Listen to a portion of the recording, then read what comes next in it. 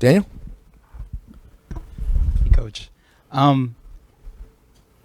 There's been some frustration with the fan base that we played Magno at striker because there was no opportunity, but that he would succeed quite a bit on the left wing.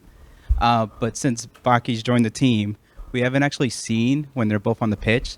Just kind of want to understand that because I think it's been a question that's been on people's mind for a while. Yeah, I think ultimately the fans want me to play Maxi Morales, right? They want me to play Santi Rodriguez. You can't play everybody. And Tales had many games and many opportunities. He went in the game today at the most critical period of the game. 6 minutes to go, chasing a goal, many opportunities in their final third. And I did consider taking Santi Rodriguez out and putting Tales Magno in and keeping Monsef on, but Santi Rodriguez is an incredibly important guy. And I don't say Tales isn't, and I get it. Fans want to see all the players, and if I could play a team of Monsef, Tales, Santi, Julian, we just play 11 attackers, right?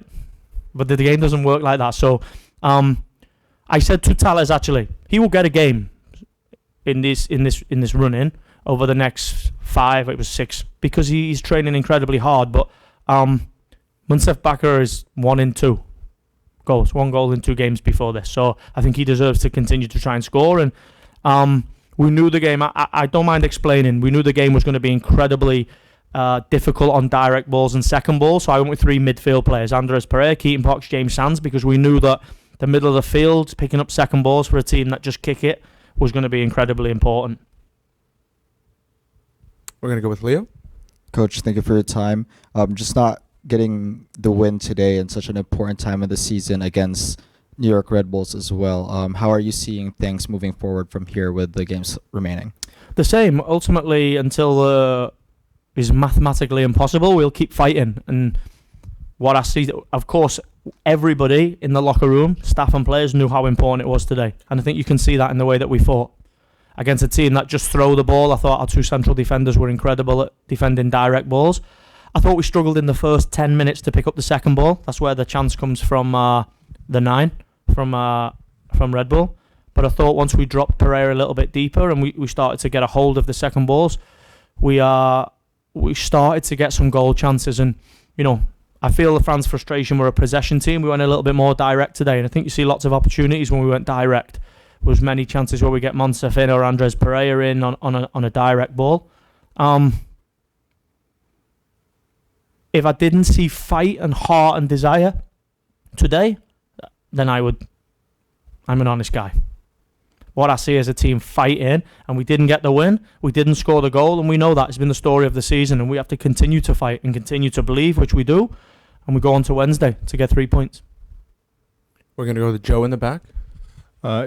Nick, there's kind of an air of frustration there of how the game went and the way they play. Was there a different message at halftime because it seemed more of the chances, more of carrying the play came in the second half, and was it just kind of convincing guys, keep your head in, we knew this was going to be tough? Yeah, I think ultimately we want to play a really composed game, a game that is controlled, a game that is possession, a game that plays through their press. We're a possession team. You want to go and ask 20 guys to play cool and calm and collected when they're 12th in the league and they need 3 points against a team that's beaten them twice already. I expected the game to be fiery and to be direct and to be messy. And I think what I'm proud of is we showed that we can play the style of football that they play and compete.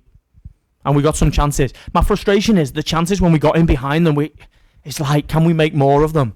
We got Andres Pereira down the side a few times. We got Monsef in the first half with that Burke Reesa ball that has been, really, really good for us. We had 2, maybe 3, and I can debate this one. Maybe 3 really good chances in the game. But I agree they had the best chance of the game, and it was a great save from Matt Freese. So the game was tipped on a knife edge, and in the moment that we're in, it just didn't fall for us. And we continue to believe that it's going to fall for us. Juan Carlos? Hi, Coach.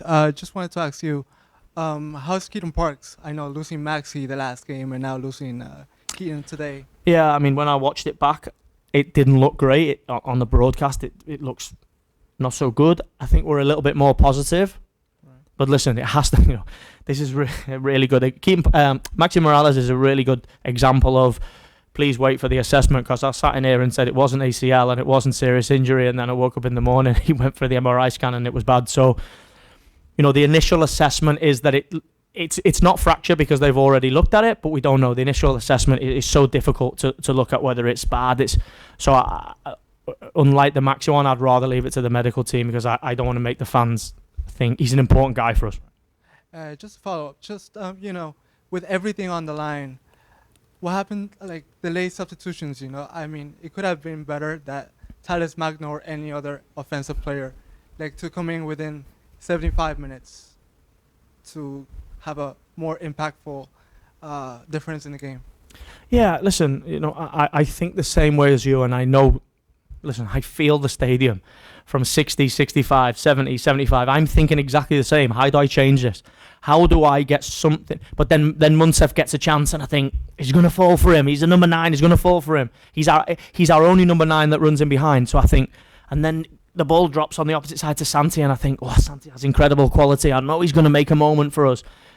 You live and die by your decisions, and today I chose to go with Julian Fernandez, which I thought gave us a real impact.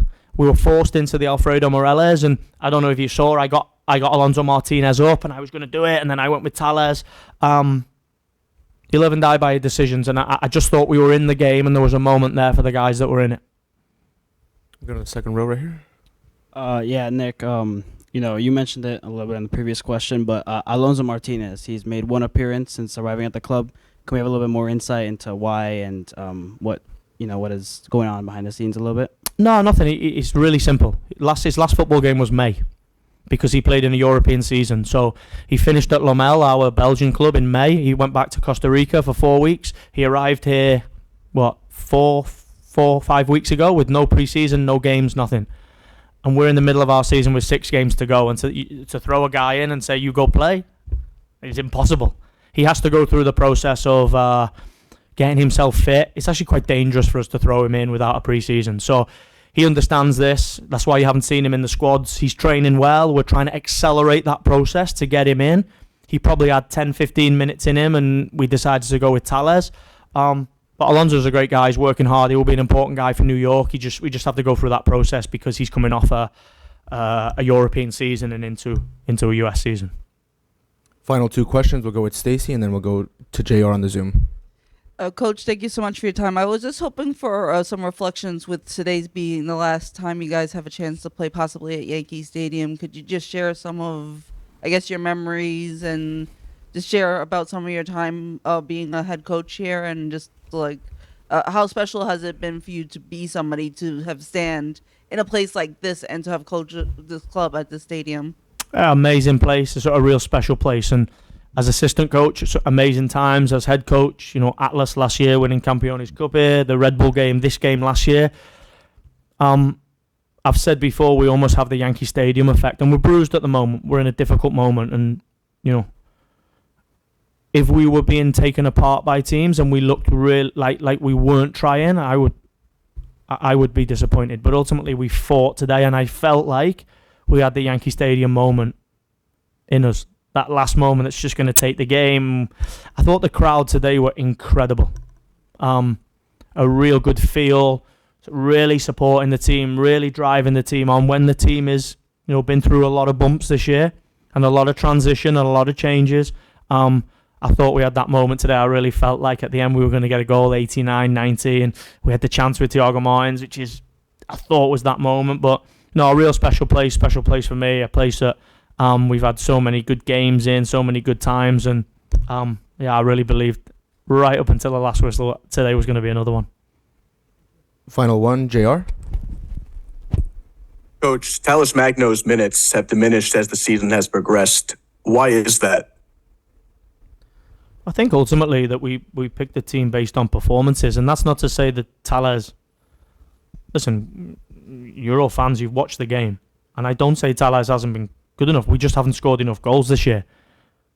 So we have to try and find the denomination of how we get a dynamic team to score goals. And, I brought Tales into many games, whether it be Minnesota. It's not like you haven't seen him in the last 2 games. I brought him in again today. I say again in the most critical moments, 6 minutes before the end. But ultimately, I picked the team tactically today to pick up second balls with the 3 midfield players, which leaves 4 spots. I went with Santi Rodriguez and a number 9 that is 1 in 2. So, you'll see Tales in the next 2 games. You'll see him for 90 minutes, and it's a great opportunity for Tales to go and show us his real talent, how he can add goals to this team. But ultimately, we haven't scored enough goals as a team, so we have to continue to push the guys to find Julian Fernandez, Andres Yasin, Alonso Martinez when he's ready. Those guys are trained like animals. So I picked the guys who I feel are going to give us the best chance of winning the game. Thank you, everyone.